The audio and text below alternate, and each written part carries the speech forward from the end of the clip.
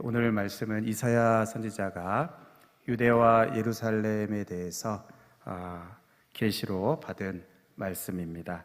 장차 말일에 일어날 일에 대한 계시인데요, 이 계시가 굉장히 영광스럽습니다.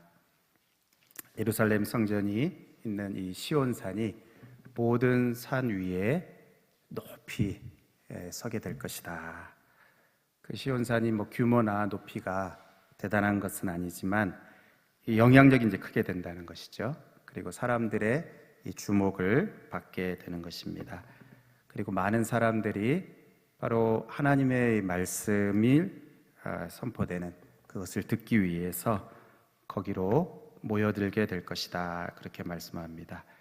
장차 마지막에 말일에 일어날 그 일에 대한 계시인데요, 그때 어떤 특징이 있는가 하면 하나님이 다스리시고 또 통치하시면서 또 선악간에 판결하시는데 더 이상 다툼이나 불화나 전쟁이 없이 참된 평화가 이루어지고 또 풍요의 시대가 될 것이다, 그렇게 말씀을 합니다.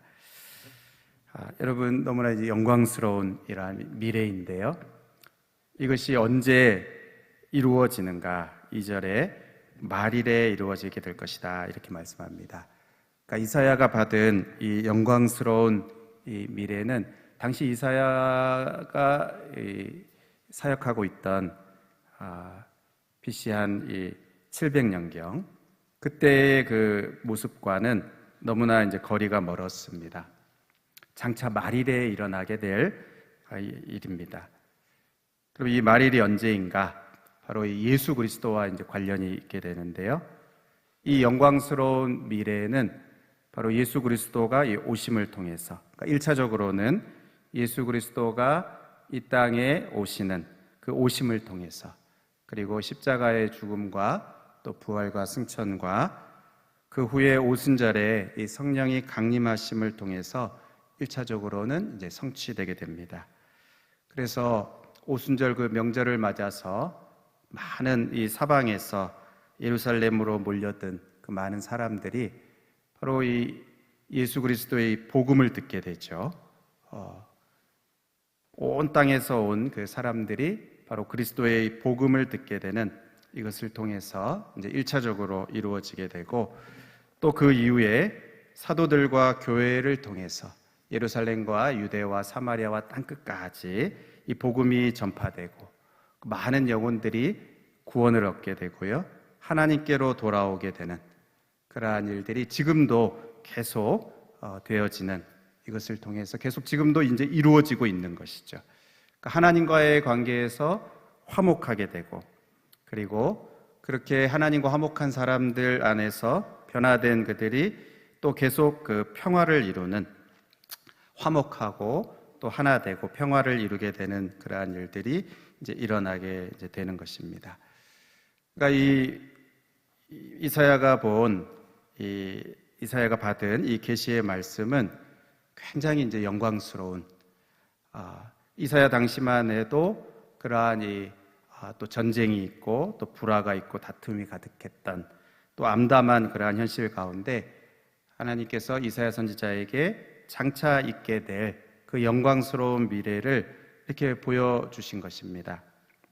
그리고 이 예수 그리스도께서 오심을 통해서 또 그 이후에 또 교회를 통해서 지금까지도 이 영광스러운 모습이 계속 일어나고 또 계속해서 나타나고 이루어지고 있는데요, 이게 너무 영광스러운 모습이지만 이것이 아직은 완전히 이루어진 것은 아닙니다. 아직 완전히 성취된 것은 아닙니다. 이 평화의 모습, 또 화목한 이 모습, 이 평화의 완성은 아직 남아 있습니다. 언제 그것이 궁극적으로 이루어집니까? 새하늘과 새 땅에서 그것이 완전하게 이루어지게 되는 것입니다. 그래서 이사야 선지자가 이 뒷부분에 65장에 가서 이렇게 말합니다. 보라, 내가 새하늘과 새 땅을 창조하나니 이전 것은 기억되거나 마음에 생각나지 아니할 것이다. 하나님께서 주시는 그 새하늘과 새 땅에 그때 어떤 모습이 있게 됩니까? 25절에 보면 이리와 어린 양이 함께 먹을 것이고 사자가 소처럼 짚을 먹을 것이고 뱀은 흙을 양식으로 삼을 것이니 나의 성산에선 해함도 없겠고 상함도 없으리라 여호와께서 말씀하시니라. 그러니까 하나님께서 이 온전한 평화가 이루어지게 되는 그날에 이리와 어린 양이 함께 먹는다는 것입니다. 어떻게 이것이 가능합니까? 그렇죠? 어떻게 사자가 소처럼 그렇게 지내게 됩니까?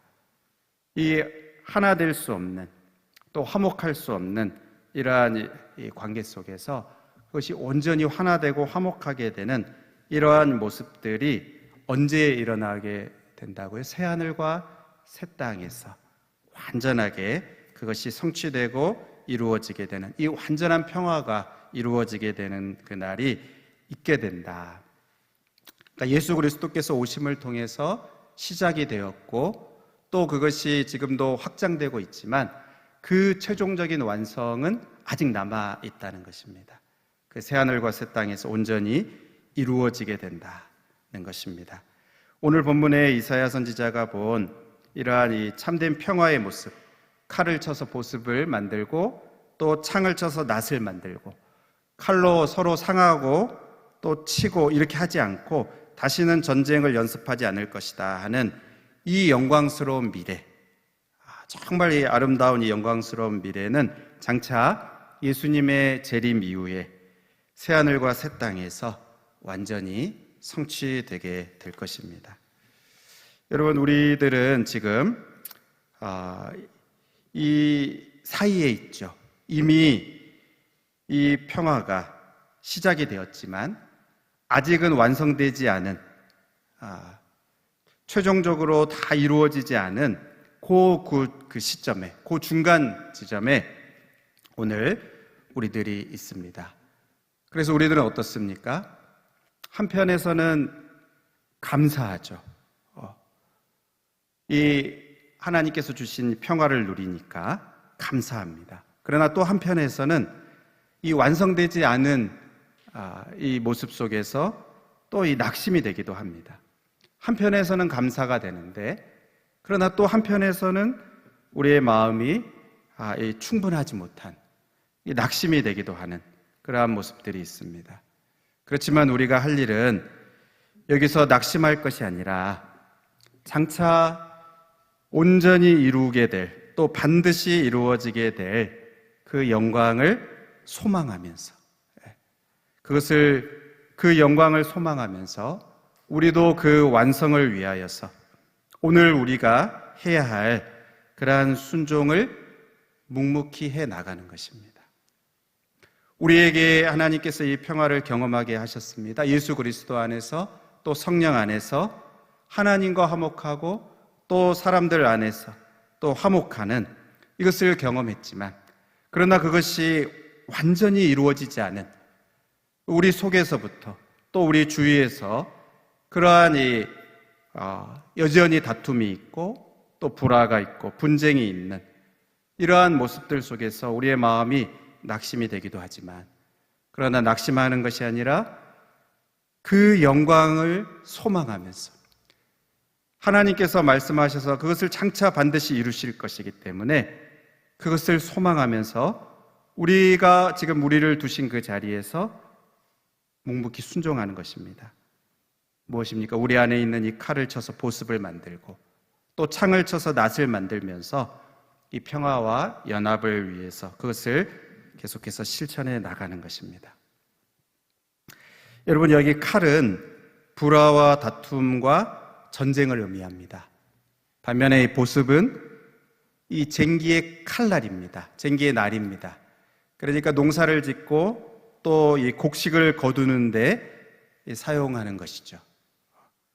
그러니까 칼을 쳐서 보습을 만들고 또 창을 쳐서 낫을 만드는, 결실을 하는 이 곡식을 거두는 그 낫을 만든다는 것은 다툼이나 불화나 전쟁이 없이 평화가 이루어지는, 그리고 그 평화 속에서 풍요의 시대를 얻게 되는 것이죠. 풍요의 시대가 되는 것입니다. 그러니까 칼로 다른 사람을 찌르고 베고 해치고 상하게 하는 것이 아니고 함께 연합하는 것이죠. 함께 연합해서 농사하고 또 함께 연합해서 땀을 흘리고 귀한 열매를 얻기 위해서 함께 수고하는 이러한 이 아름다운 연합의 모습입니다. 여러분, 그런데 우리들은 어떻습니까? 우리들 안에도 이 칼이 있지 않습니까? 다른 사람을 마구 찌르고 베는 이 무서운 칼. 여러분, 이것을 우리가 다 갖고 있지 않습니까? 우리의 생각으로나 또는 우리의 말로나 또는 어떤 구체적인 행동으로 우리가 서로를, 다른 사람을 이렇게 찌르고 또 상하게 하는 이러한 이 칼을 우리들이 갖고 있습니다. 이것이 다 이 죄의 결과이고요. 죄가 가져온 파괴의 영향입니다. 그리고 마귀의 모습이고 또 정상적인 모습이 아닙니다. 그래서 참 이러한 모습들을 우리 안에서 보게 될 때 낙심이 되죠. 여전히 변화된 것 같은데 또 여전히 아직 남아있어서 찌릅니다. 또 우리의 함께 있는 사람들 속에서 또 여전히 그것을 보면서 하나님의 은혜로 성도가 되었는데 또 여전히 이렇게 서로를 찌르고 상하게 하는 모습들을 볼 때 낙심이 되는 것이 많습니다. 이게 다 죄의 결과이죠. 정상적인 그러한 모습이 아닙니다. 우리가 아담을 보면 어떻습니까? 하나님께 불순종하고 죄가 들어오고 또 하나님과 이 단절되고 그 죄가 가져온 파괴가 있기 전에 아담은 어땠습니까? 그의 아내를 보면서 내 뼈 중에 뼈요, 내 살 중에 살입니다. 정말 그 극찬을 하죠. 그리고 이 사랑의 고백을 합니다. 최고의 고백을 합니다. 하지만 죄의 결과가, 죄가 들어오고 그 죄의 결과가 어떻게 됩니까? 아담이 이 아내를 향해서 말로 탓을 하고 또 원망하고 비난하는 그러한 칼을 꺼내야 되는 것입니다. 한 걸음 더 나아가서 그의 아들 가인은 어떻습니까? 실제로 동생 아벨을 쳐 죽이게 되는 그러한 일까지 있게 됩니다. 요한일서에 보면 가인의 이러한 모습에 대해서 가인이 하나님께 속한 자가 아니다 그렇게 말합니다. 이것은 마귀에게 속한 모습이다. 마귀의 모습을 따라한 것이다. 그렇게 말을 합니다. 그러니까 마귀는 파괴하는 자이죠. 이 마귀의 모습을 그대로 닮은, 마귀에게 속해서 마귀의 모습을 따라가는 모습이다라고 바로 이 가인의 모습을 평가를 합니다. 여러분, 하나님께서 기뻐하시고 또 우리에게 기대하시는 모습은 이러한 모습이 아니죠. 칼을 마구 휘두르는 것이 아니고 오히려 함께 연합해서 함께 쟁기를 잡고, 그렇죠? 함께 연합해서 일하고 함께 귀한 열매를 거두는, 이것을 하나님께서는 우리들에게 기대하시는 것입니다. 실제로 우리가 불화하고 다투면 어떻게 됩니까? 그 관계만 문제가 되는 것이 아니고 연합이 깨집니다. 그 연합이 깨져서 하나님 나라를 위하여서 함께 일할 수가 없습니다. 해야 할 일들을 하지 못하게 되죠. 당사자들만 상하고 끝나는 것이 아니고 그 전체가 상하고 그 피해를 입게 됩니다. 그래서 부부가 불화하면 어떻게 됩니까? 그냥 부부만 불화하게 되는 것이 아니고 그 가정이 손상을 입게 됩니다. 그 자녀들이 그 안에서 고스란히 그것을 받게 됩니다. 이 부부싸움 하는 모습을 그냥 봤기 때문에 아이들이 영향을 받는 게 아니고 그렇게 보이지 않아도 그 영향이 고스란히 그 안에 흘러가게 됩니다. 여러분, 나라가 분열하게 되면 어떻게 됩니까? 국력이 약해지게 되겠죠. 교회 안에서 분쟁이 있으면 거기에 하나님의 그 성령의 역사가 막히게 됩니다. 하나님의 성령이 그 가운데서 역사하시고 일하시는 그러한 그 능력의 권세가 힘을 잃게 됩니다. 분쟁이 있는 교회 안에 그러한 일들이 있게 되죠. 그래서 뭐가 많이 있는 것 같아도 그 가운데 이 성령의 역사가 나타나지 않는, 영혼의 변화들이 있지 않는, 하나님께서 하시는 일들이 나타나고 드러나지 않게 되는 것입니다. 로마서 14장 17절에 하나님의 나라는 오직 성령 안에 있는 의와 평강과 희락이다, 그렇게 말씀합니다. 그러므로 여러분, 이 하나님께서 우리들에게 기대하시는 것은요, 이 칼을 쳐서 보습을 만들고 창을 쳐서 낫을 만들기를 원하십니다. 함께 연합해서 마귀를 대적하고 하나님 나라의 일을 하면서 그 속에서 귀한 열매를 맺기를 원하시는 것입니다. 그래서 여러분, 예수님 자신이요, 친히 이 일을 하셨습니다. 칼을 쳐서 보습을 만드셨어요. 하나님 나라를 위한 보습을 만드셨습니다. 누가복음 9장에 보면 예수님이 십자가 지시기 위해서 예루살렘으로 올라가시는 길에 이 사마리아 땅을 이제 통과하는데 그들이 예수님을 받아들이지 않았습니다. 그러니까 예수님의 제자인 요한과 야고보가 화가 나죠. 그래서 어떻게 합니까? 이들을 멸하자고, 저들을 멸하자고 예수님께 제안을 합니다. 주여, 우리가 불을 명하여 하늘로부터 내려 저들을 멸하라 하기를 원하시나이까? 이들 속에 이제 그런 마음이 있었습니다. 그 예수님도 이제 그러실 거라고 생각을 하고, 그걸 원하십니까? 이렇게 질문한 것이죠. 근데 예수님은 어떻게 하십니까? 돌아보시며 꾸짖으시고 함께 다른 마을로 가시니라. 여기 꾸짖으신다는 것은 마치 마귀를 꾸짖는 것과 같습니다. 그러니까 그들 속에 있는 그 정신이 하나님 나라의 정신에 합하지 않다는 것입니다. 하나님의 마음에 합하지 않고 하나님의 뜻이 아니고 오히려 마귀에게 속한 그러한 모습이라는 것이죠.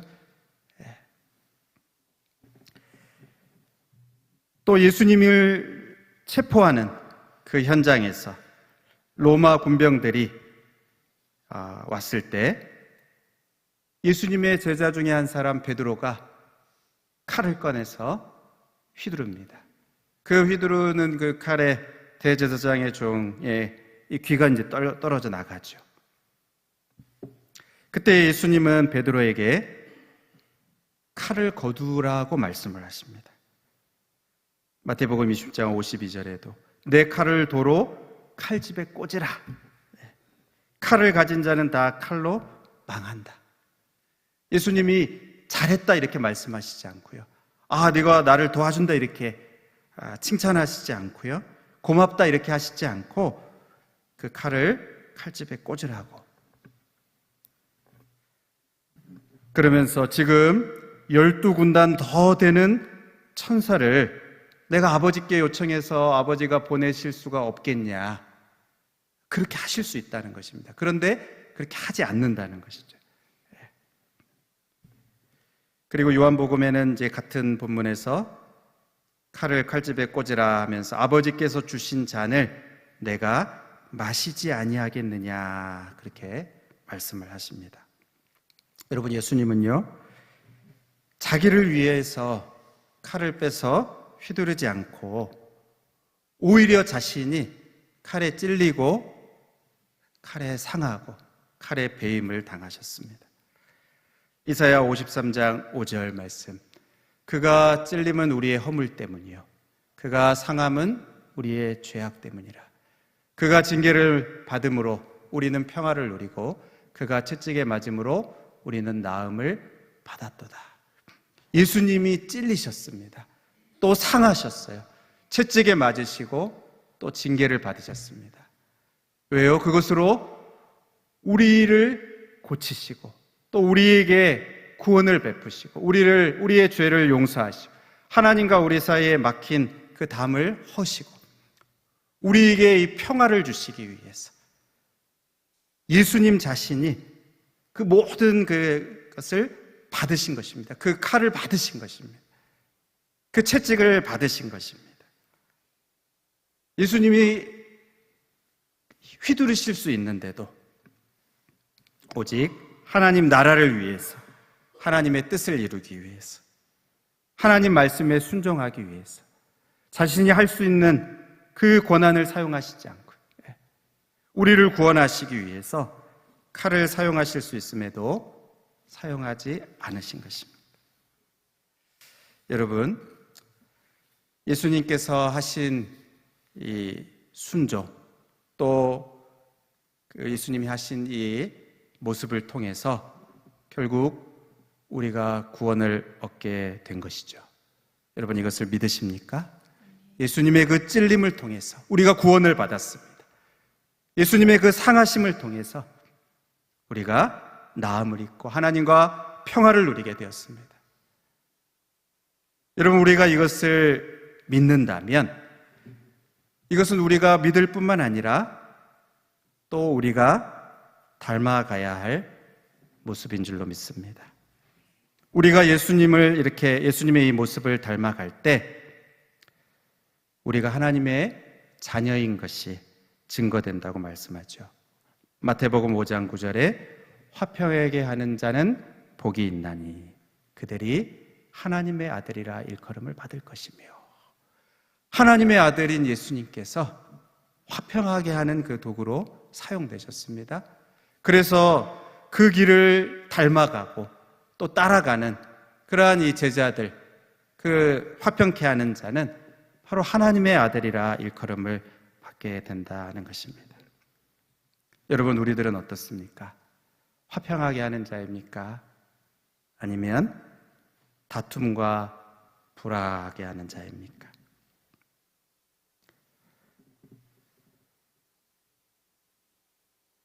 나로 인해서 평화가 이루어지고 있습니까? 아니면 가만히 잘 있다가도 나로 말미암아 다툼과 분쟁이 일어납니까?